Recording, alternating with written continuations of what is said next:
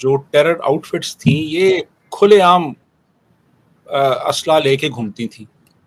ان کے جو لیڈرز ہیں وہ آپ کو نظر آتے تھے, ان کے ساتھ کئی باڈی گارڈز ہوتے تھے, گنز اٹھائی ہوئی, ایون یونیورسٹیز میں جا کے لیکچر دیا کرتے تھے, تعلیمی اداروں میں جاتے تھے, سڑکوں پہ نظر آتے تھے, جلسے کرتے تھے یہ لوگ.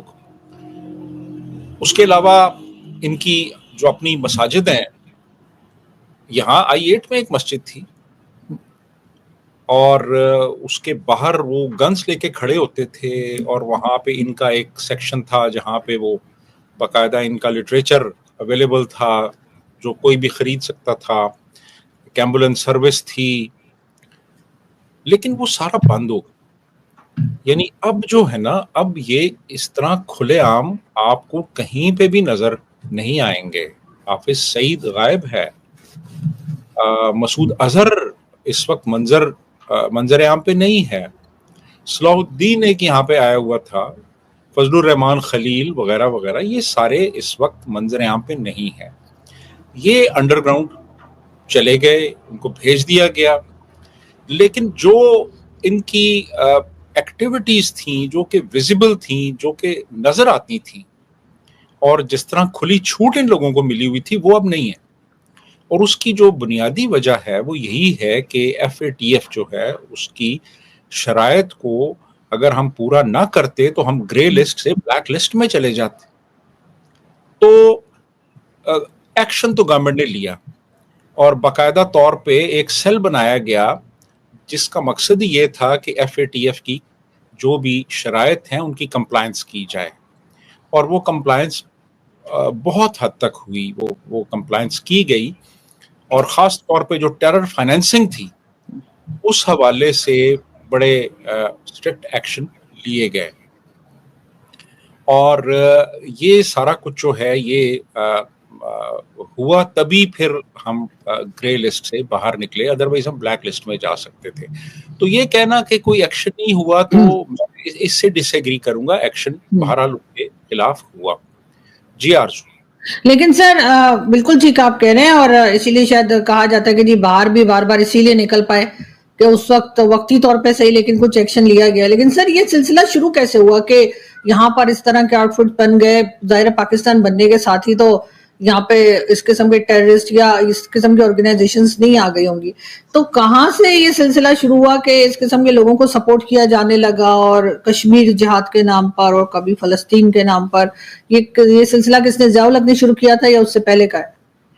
دیکھیے, یہ اس طرح کی آرگنائزیشنز تو موجود رہی ہیں اس ملک کے اندر کسی نہ کسی شکل میں, لیکن جو ان کو باقاعدہ طور پہ ایک آرگنائزڈ انداز میں استعمال کیا جانے لگا وہ ضیاء الحق کے دور میں ہوا, جب یہ سوویت یونین نے آکیوپائی کیا افغانستان کو اور یہاں پہ روسی فوجیں آ گئیں. تو اس وقت پھر ہم نے امریکہ کا ساتھ دیا, ہم امریکہ کے کیمپ میں گئے, اور پوری دنیا سے جو ریلیجس فنڈامنٹلسٹ تھے وہ پاکستان آئے. یہاں پہ ان کو باقاعدہ ٹرین کیا جاتا تھا, اور یہاں سے وہ افغانستان میں جاتے تھے اور جا کے وہاں پہ یہ مختلف کاروائیاں کرتے تھے, اور کاروائیاں کر کے پھر واپس آ جاتے تھے. تو یہ چیز بڑے ایک آرگنائزڈ انداز میں ضیاء الحق کے دور میں شروع ہو گئی, جب مجاہدین ان کو کہا جاتا تھا. اور باقاعدہ طور پہ یہ لوگ وہ تھے جنہوں نے کہ وائٹ ہاؤس میں جا کے صدر ریگن سے ملاقاتیں کی, اور ان کو مجاہدین کہا جاتا تھا, مجاہدین. اور پاکستان کے جو مختلف چینلز تھے وہاں پہ بھی ان کو مجاہدین ہی کہا جاتا تھا کہ یہ جہاد کر رہے ہیں روس کے خلاف. اور روس کو ایک ملحد ریاست کے طور پہ پورٹرے کیا جاتا تھا, اور ان لوگوں کو اس طرح سے دکھایا جاتا تھا جیسے ایک ملحد ریاست ہے, ملحد فوج ہے ان کی, اور یہ سارے اسلام کے پروانے ہیں, شمع رسالت کے پروانے ہیں, اور یہ اپنے ملک کو, اپنی ریاست کو, اپنی قوم کو وہ اس ملحد ریاست سے بچانے کے لیے جنگ کر رہے ہیں, جہاد کر رہے ہیں.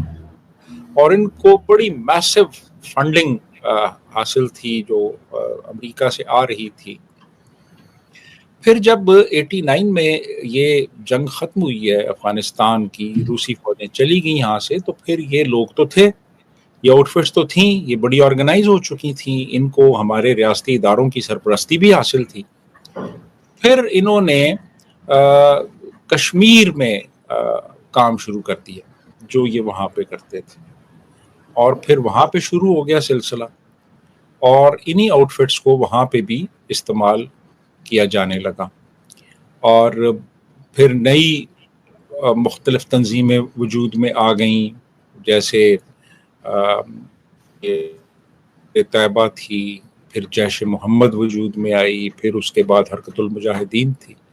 तो ये वो तंजीमें थीं जो कि बाकायदा तौर पे एक आर्म्ड स्ट्रगल कर रही थी कश्मीर में, इंडियन एडमिनिस्ट्रेटेड कश्मीर में ये बाकायदा तौर पे कार्रवाइयाँ कर रही थी, और इनको हमारे सिक्योरिटी इदारों की फुल सपोर्ट हासिल थी। तो इस तरह से ये जो सिलसिला ज़ियाउल हक के दौर से एक ऑर्गेनाइज्ड अंदाज में शुरू हुआ, और फिर ये चलता रहा, पहले अफ़गानिस्तान में, फिर उसके बाद कश्मीर में।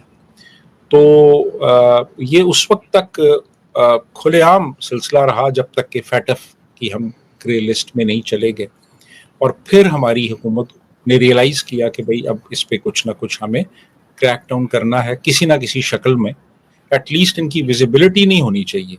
तो अब विजिबिलिटी नहीं है उस तरह से। जी आरजू। बिल्कुल, लेकिन सर पूरी तरीके से तो हम अभी तक इस खतरे से बाहर नहीं निकल सके हैं कि हम दोबारा एफएटीएफ में नहीं जा सकते। दूसरी तरफ से ना सिर्फ भारत बल्कि अफगानिस्तान भी हमारे ऊपर टेररिज्म के इल्जामात लगाता रहता है, और उसको भी हम गलत साबित नहीं कर पा रहे।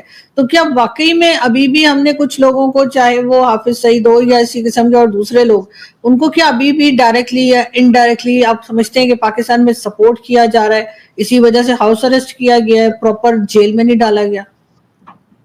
आप सही कह रही हैं। ये लोग जो हैं, इनको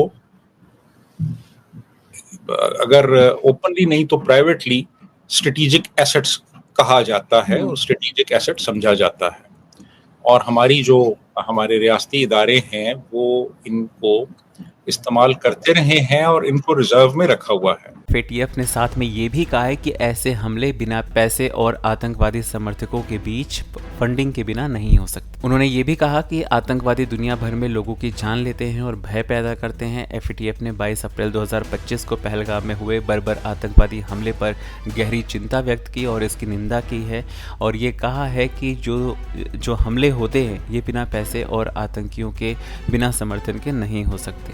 लेकिन इस पर कोई ठोस कार्रवाई एफएटीएफ की तरफ से नहीं हो रहा है। पाकिस्तान को ग्रे लिस्ट में फिर से रख दिया गया है, जबकि वहाँ के लोग ये मानते हैं कि जिस तरह से पहले खुलेआम आतंकी पाकिस्तान में घूमते थे, बेशक उसमें कमी आई है, लेकिन वो सिर्फ दिखाने के लिए सब अंडरग्राउंड होकर बैठे हुए हैं। और जिस तरह से ग्लोबल टेररिस्ट इस वक्त मारे जा रहे हैं पाकिस्तान के अंदर, वो बड़ी हैरानी वाली चीज़ है। पाकिस्तान तो इल्ज़ाम लगाता है कि भारत की रॉ करवा रही है, लेकिन चाहे जो भी करवा रही है, दुनिया को ये देखना चाहिए कि जितने भी ग्लोबल टेररिस्ट हैं वो पाकिस्तान में ही क्यों मिलते हैं, पाकिस्तान में ही क्यों हैं। तो जाहिर सी बात है पाकिस्तान ने आतंकवादियों को पनाह दी है, और ये बात स्पष्ट हो जाती है।